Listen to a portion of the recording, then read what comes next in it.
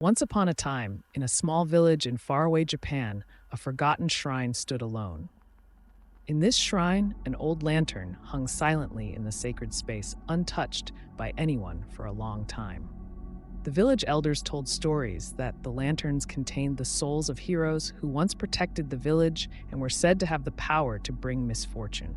For this reason, the villagers strictly forbade anyone to approach the shrine from generation to generation. One winter night, however, a young man, driven by a sense of adventure, broke the prohibition and entered the shrine. In the faint glow of the moonlight, he picked up a lantern out of curiosity and shook it lightly. At that moment, the lantern emitted a faint light, and the air around him changed completely. Driven by fear, he returned the lantern to its original place and hurriedly fled from the shrine.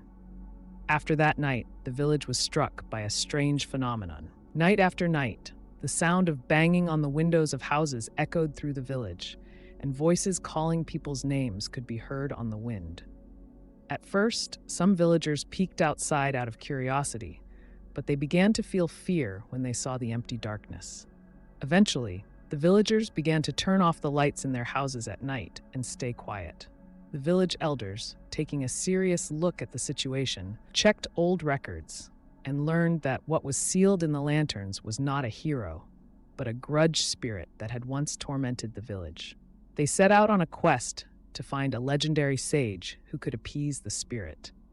After a long search, the sage appears in the village and decides to perform a ritual to appease the spirit that resides in the lanterns. On the night of the ceremony, the sage and the villagers gathered at the shrine and prayed around the lantern. As the sage chanted an ancient incantation, the light leaking from the lanterns grew stronger, and suddenly a strong wind blew. Then, just as the light reached its peak, the screams of the vindictive spirits echoed through the night sky, and all was then silent.